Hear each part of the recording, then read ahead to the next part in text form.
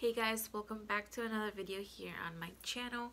So, if you are planning on wanting to be an optical sales associate, a third key manager, anyone who is working in the optical field as an entry-level position like a sales tech position, this is literally going to be the video for you. I know when I was looking into like optical sales associates, what they do and all that stuff, they did not have any good information on it.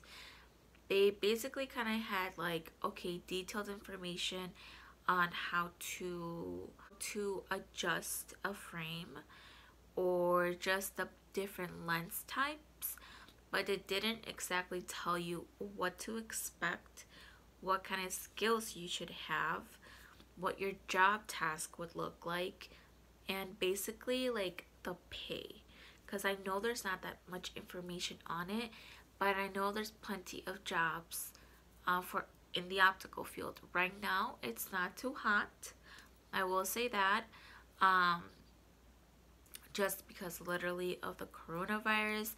I'm sure that people do not want to be putting stuff on their face that other people are putting on, and it's just like I know for a fact that it's just a slow industry right now. But if there is an opportunity for you to work as an optical sales associate, then I mean, why not? If you are interested, if you're going to school for like optometry school, I think it's called, basically an eye doctor, I mean, it's a really good stepping stone into the field. If you are interested in changing your career from like retail, just regular retail, groceries,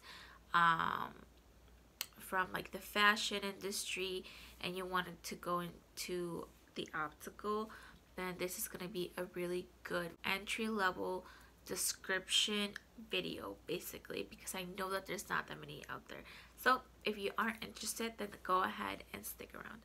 Alright, so first thing I want to, I guess, explain is my background in the optical field, because I mean, I'm sharing all this information and you don't even know anything about me. So I started working in the optical industry in March of 2019, and I stopped in October of 2019. So I was there for roughly 6 months. So I am gonna go ahead and just say the company that I was working for. Maybe you're gonna work for this company, maybe not. You can kind of just compare the company that I work for and the company that you're applying for. So I was working for the company Vision Works. It is known to be like an affordable company. I mean, I would literally say just go buy your glasses online. But if you are gonna work for a company for Vision Works, and it's known to be an affordable company. So I worked there for 6 months, and I got training for 2 weeks, and I had a good and bad experience as well as any other job. The only difference is that in my job, a lot of people ended up quitting because of personal reasons, and as well as how they felt about the company itself. First I started in March, and then 1 month in, 2 people had quit, and then I'm pretty sure the other month after, my general manager ended up quitting, and then later on this other girl ended up quitting. So there was only me and my supervisor and another girl who was there like every so often. She wasn't there that often though. So I mean, it was only me and this other girl running the whole store. And this other guy, he was a lab tech guy. He's basically there for any adjustments, like really big adjustments, or yeah, like on the lenses, like he cuts lenses and stuff like that. And overall, I can say that it was a good learning experience. I feel like it all depends on the coworkers that you're working with and management as well. Management is the big thing. Um, if you end up working for a company and the people don't seem very happy working there, always talk to management as far as like training, because people who obviously don't like working there are not going to give you the best training. So always speak up for yourself. Um, and that's kind of what happened to me. But in a way, I should have spoken up for myself and said, hey, I need more training here. But at the same time, we literally had people quitting like all the time. So it was kind of really hard to even get that training in. But besides that, the job itself was very interesting. You learn so much, like you're always literally learning, and like with the insurances, you're always learning different plans. So that's kind of like a little bit of my experience. I don't want to share too much just because I did share what company I was working for. So anyways, so the skills that I think that you need to have in order to really do well in this job position, to thrive in this job position, would be, first of all, you need to be patient. You're gonna maybe sometimes take like a whole hour helping someone choose their glasses because they're so indecisive. And that comes with customer service and like being a patient person. Um, like it really does go a long way. Like if you're not gonna show any patience with your customers, then you're gonna end up not selling them and they're gonna get irritated with you. The second thing is that you need to be able to have like a lot, I wouldn't say confidence. Like obviously you should be a confident person. You're doing sales. Like you're not necessarily selling a car, but you are selling the glasses. So the customer needs to be like, oh yeah, these are nice. These is a nice upgrade. Da da da da. Like whatever you're explaining to them is gonna have to be like, they're gonna have to trust you basically with the glasses and with the lens material that you're recommending. You're not recommending the lens material by yourself. It's the doctor telling you what you should be telling the patient.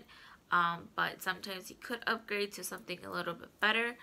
And then as well, you never want to sell what the patient does not need. You always want to sell what the patient actually needs. There's been horror stories, even in our company itself, like back in like a year ago, where people would be selling stuff like lens material. People would be selling lens material that they don't necessarily need. There's different types. Let's 1, 2, 3, and depending on how strong your prescription is, you go up on the level.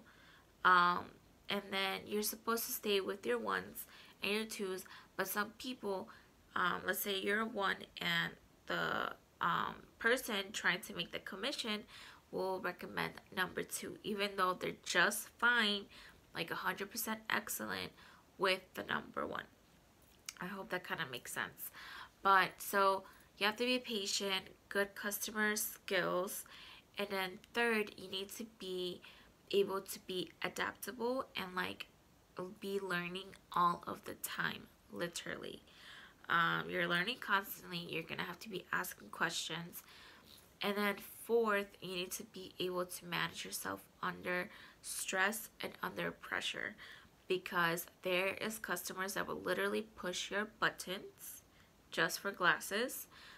And sometimes, I mean, it is reasonable. You're trying to get your glasses, you're trying to get your new pair that has your new prescription, and like the lab may have screwed it up or something, you know? So those are, I feel like, essential things that you really do need to basically thrive in the sales position job. And from that, so the jobs that you will be doing, or the task, I guess, that you will be doing is a lot depending on the company that you work for. So I actually worked for 2 companies. Um, one of the companies I like barely even worked for, literally. Like, I'm not even gonna. I did get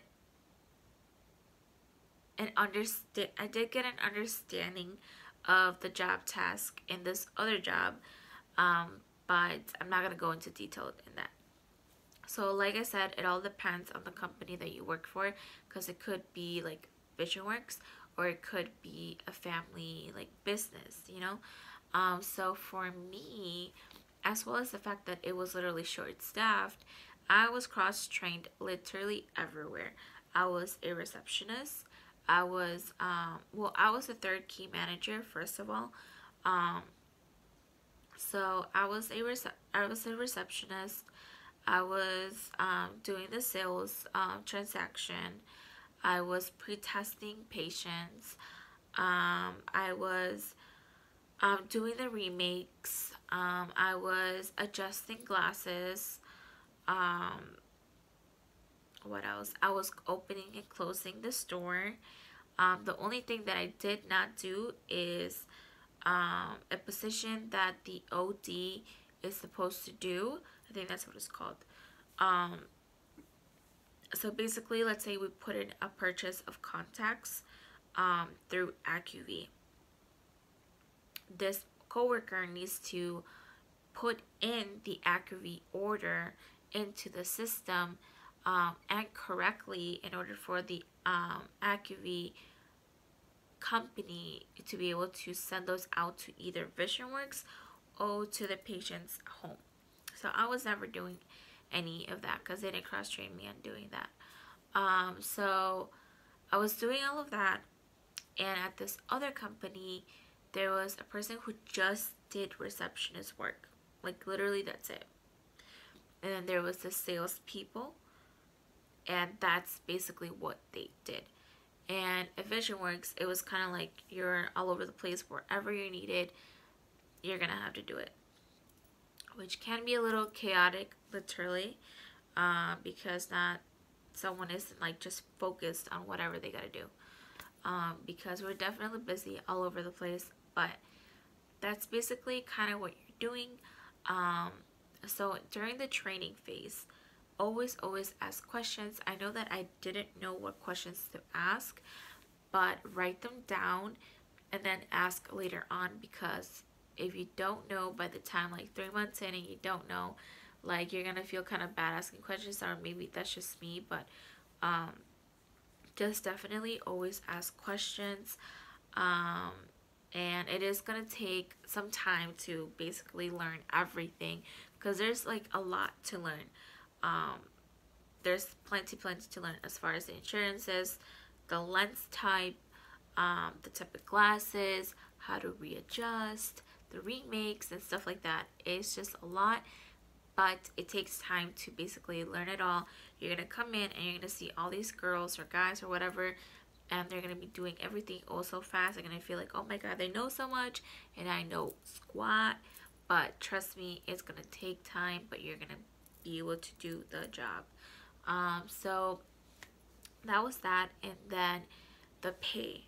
So the pay really all depends, as well as the company and if it's a family business and stuff like that. From my experience, I was getting paid $12.75, and then as well as commission. So let's say I put in 40 hours throughout the whole 2 weeks. Not only am I getting paid $12.75, but in average, I would still be getting paid $100 to $200 plus from commission. That's an average. Sometimes it is kind of slow, but that's something really amazing. You get commission off of the glasses, and you get commission off of the contacts as well. And for our company, it had to be a 1 year supply in order for us to get commission from the contacts, which sucked. But I mean, at least we got commission off the 1 year, rather than, because there was a lot of people who would just come in for 3 months, 6 months, and that's it. They didn't need a whole year supply. So that's really good. And then I know that one of the new girls had came in and she was getting paid already $13.25. So I was just like, okay. And then at that other company, I was getting paid 11 an hour, but the commission was a lot higher as well. So it really all depends. Definitely negotiate your salary or your base pay. Because I mean, if you have all this experience, that your base pay should definitely be higher. So yeah, I hope this video helped you guys. I know it's kind of a lot and all over the place, but I hope this helped you, because I could not find a single video when I was like going into the optical field and stuff like that. I was just so nervous and whatever. So I hope this really helps you guys. If you guys have any questions at all, let me know in the comments down below. And I'll see you guys in the next video.